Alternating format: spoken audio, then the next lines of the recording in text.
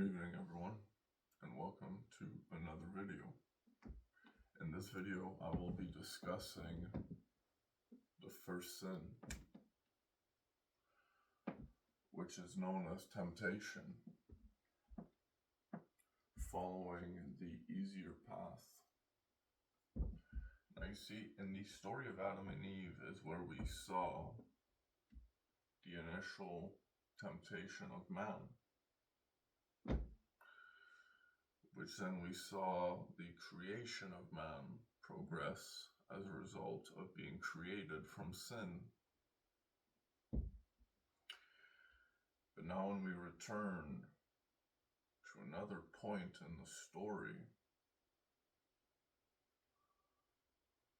we see a particular notion.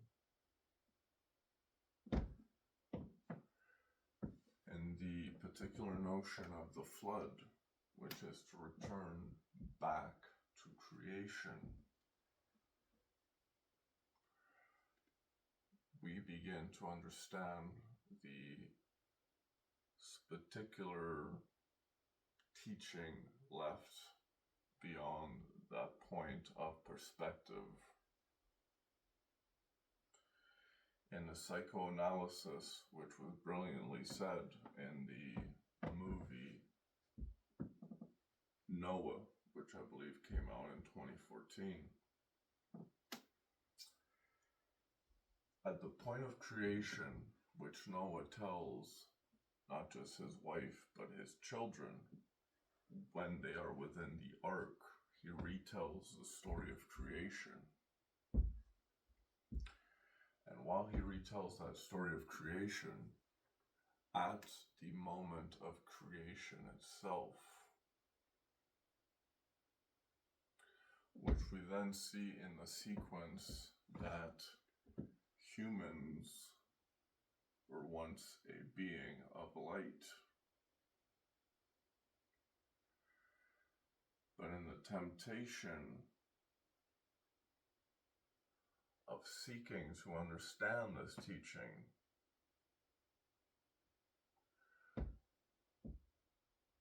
in the idea of seeking to grasp it or take possession over it, we began to see that in the act of seeking to grasp the teaching, we had lost its understanding, and we had lost our light as people. Because the moment we sought to begin understanding ourselves deeper and deeper and deeper and deeper, we then saw we pulled away from a human experience. We entered a more alone experience. And now, if you really wish to get to the root of things in the biblical story of Adam and Eve, where you see that from the first sin, temptation, is also where the portion of the biblical faith is found in Christianity, which once you understand that from dimming your light or falling is also the portion where you now can redeem yourself through virtue. The second train of thought that arises after you are faced with a disciplinary moment in your life, a moment that makes you go have a pushback towards your momentum forward. Imagine now all of a sudden you are faced with a decision that says, get a job, or you are at work, and in your work, you are demanded to do something that you have never done before, and you feel uncomfortable, and you have that initial fear that leads to the initial temptation, which is the idea of saying, I give in. And now, when you look at that idea of saying, I give up, I give in, I don't want to do this, what does it mean to me to have this? I don't need this to give in to the temptation. When you then pull into the second train of thought of your own vocal resonance, you then find the little demon and the little angel speaking or whispering in your ear, which is where you find your moral compass. And in the moral compass, you then find virtue, the little angel, which in your own vocal resonance of your internal thought process is the virtuous thought. The angel presenting itself that says, take the harder path forward. Because in understanding the taking of the harder path forward, you can see not just personal growth, but in the personal growth itself, you see now a thing known as happiness, because you've accomplished something. And that is a true dopamine release. In the act of bettering ourselves as we develop from our childhood to teenager to adulthood, and as we progress in our lives, the moment we create moments of disciplinary action where you are faced, where you now must make your decision. Do I choose to balance upon the virtue, or do I choose to balance upon the temptation? Because when you are now at the end of life, at the final cycle, you are now presented before the angel Michael, whom assesses based on your temptations and the goodness you generated through your virtuous acts. Because you see, in your temptations is where all of the sins are committed from the initial anger that creates temptation. Not in the understanding of anger, to understand now a similar vibration in your chakric energy. You feel temptation arise and you experience temptation in the same exact spot that which you feel anger. It almost feels as a magnetic pull, pulling you towards that particular decision. It is appealing. It has a like and dislike property of its own, and it is simply just a thought. And your body is feeling a reaction to that materialized self as your body. Your body is feeling that thought as an energetic energy transfer, which is an alchemical process, a alchemy, a transmutation. And when you learn that you can take a transmutation of a thought and make it have a physical process, which then creates a magnetic pull towards a thought, creating your behavior towards temptation, you can then transfer that and transmute it into a second state known as virtue by letting yourself think again. And the moment you think again, you see the complete opposite direction of the previous thought, which is telling you, take the harder path. You can do it. Here is how you can do it. And if you don't know how to do it, Well, you've just learned that you are now learning active critical thinking theory. And in active critical thinking, guess what? You can ask questions if you are unaware of the subject you have to perform. And so, in the idea that we fell from the light and became banished from the garden is, in my psychological analysis, basis is around this particular notion, which the reason the initial sin of temptation results in the consumption of the layers of consciousness and the foods we consume or ingest at every layer of evolution we have come to know as living beings, that which we have consumed and are a part of the cycle of reproducing this karmic pattern, which in itself is a breathing pattern. It has an intake and exhale, intake and exhale. But ultimately, it has a repetition.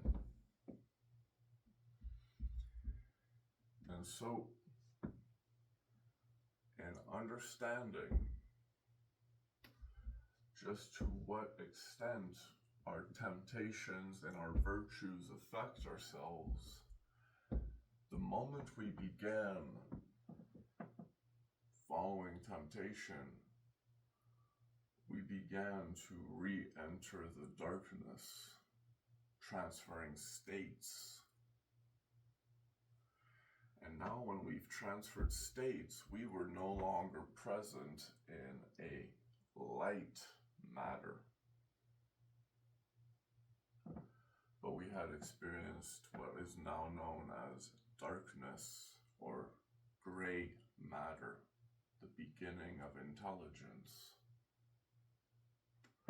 And intelligence led to self-awareness.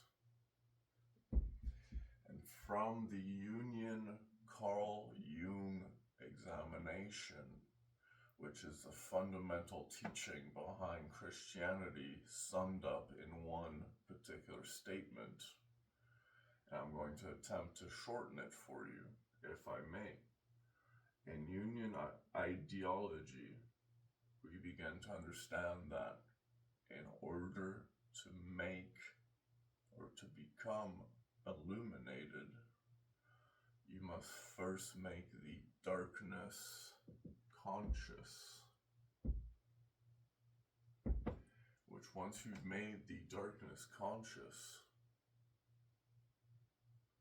where do you find, based on following all of the temptations to a certain point of life,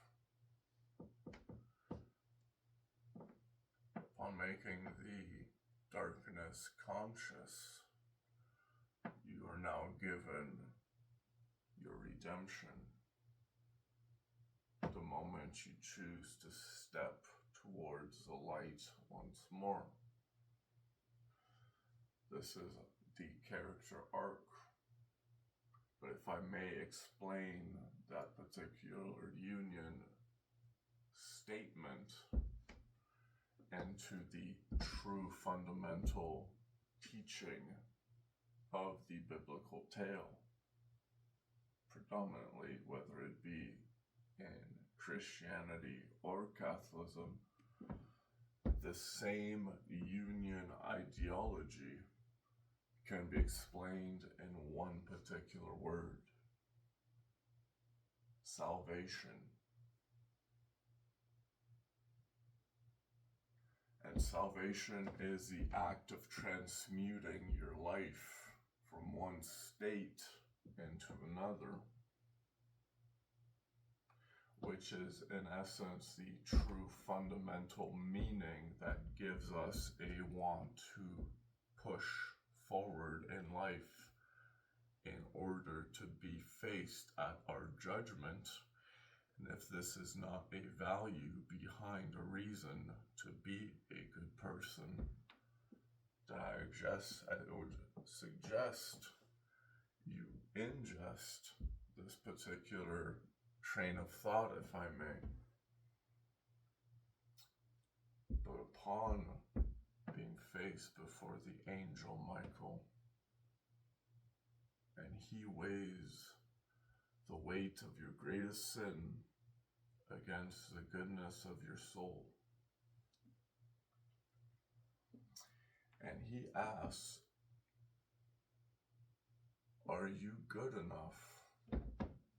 Are you made of enough light? Are you heavy enough? Are you good enough to outweigh the weight of your greatest sin you committed in your life?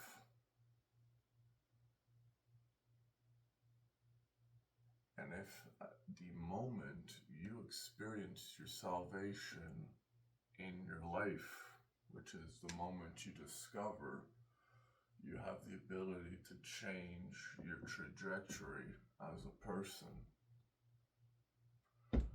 known as a rebirth, a transformation, a transmutation, an exchange of states of beings. You've made a drastic change in your perspective. And in the drastic change of the perspective, we can actively change the trajectory we emanated since the beginning of time,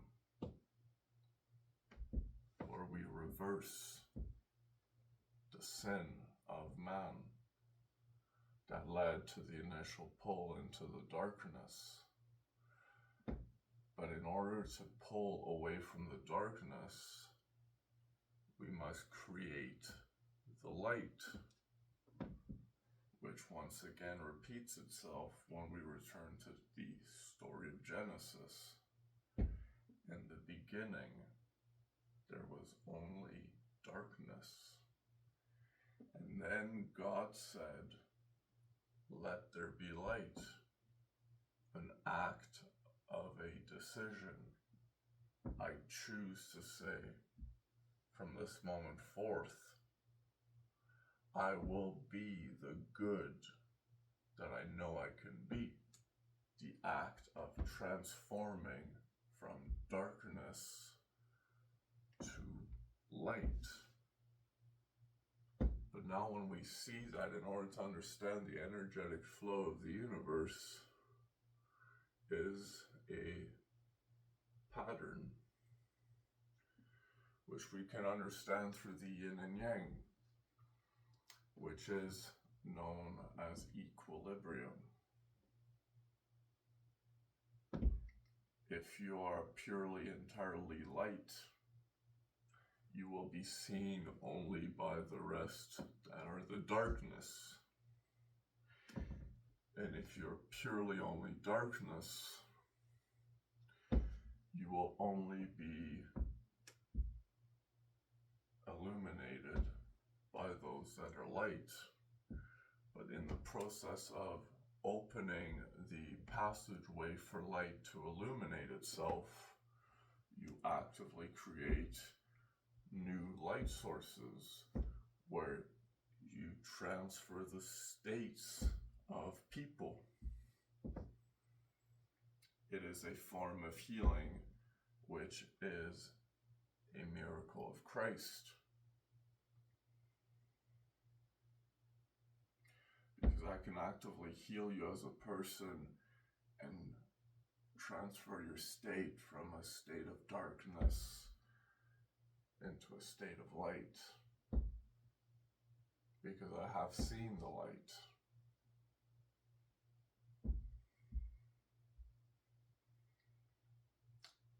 And I could reverse the whole process if I wish by going back into the further depths of my memory at that particular point. But if we were to mess with the past, we would alter the current state of the world, which, if we were truly appreciative of how far we've come in human evolution, we would realize as people the current state of affairs of the current world is not correct.